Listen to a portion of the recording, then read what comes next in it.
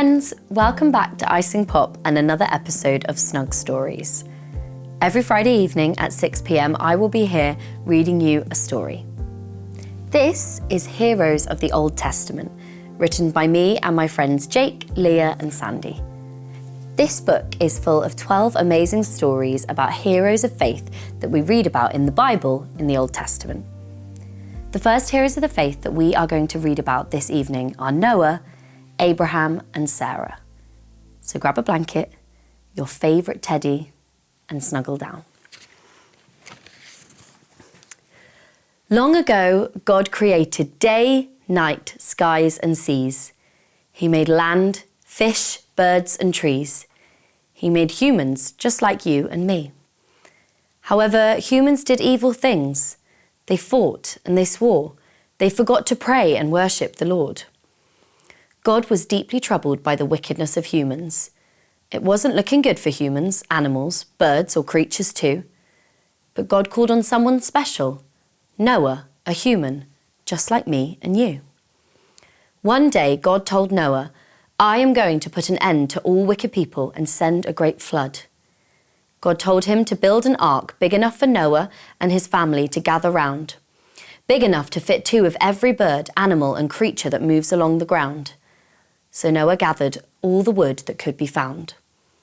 When the great flood came, his family piled into the ark and the animals went in 2 by 2.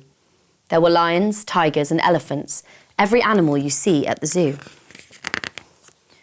Once they were safely on board, the floodgates were opened and the springs burst forth.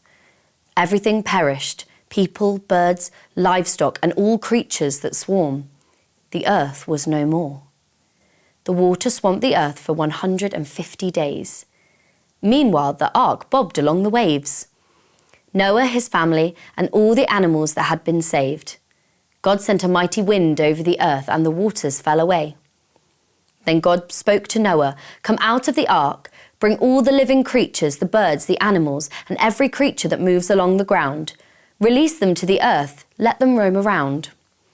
So Noah, his family, and the birds, animals, and creatures came out of the ark. Noah sacrificed burnt offerings to the Lord, and when the Lord smelled the pleasing aroma, he decided, never again will I curse the ground because of humans, and never again will I destroy all living creatures. As a reminder of this promise, God sent a beautiful rainbow, a sign of hope, as you may well know. So that was Noah.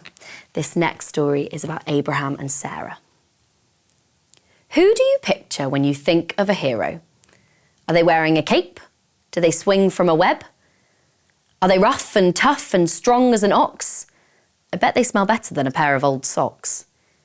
But who does God want when he looks for a hero? Do they wear a cape? Can they swing from a web? Are they rough and tough and strong as an ox? I bet they smell better than that wily old fox. Here, meet Abraham and Sarai, his wife. He's not tough, he's weak, he's old and he lies. He wears no cape and he clings to a staff. He's old, you see, and in need of a bath. Then out of nowhere, God called out to the man, leave your father's country and I will bless you with land. God planned for Abraham to be a foundation on which he'd build his people, his family, his nation. As a sign of his promise, God changed both their names to Abraham and Sarah, for they'd never be the same. But aren't we too old, they thought? And they were. A baby from Sarah? Ha! Surely not her. As years went by, they wobbled with doubt. Sarah was still childless. Does God need some help? Abraham, God bellowed, look up, open your eyes. Your offspring will outnumber the stars in the sky. They obeyed and waited until the promise came true. You see, when God makes a promise, he always comes through. For when others see age, see faults and incompleteness, God can see strength when others see weakness. The end.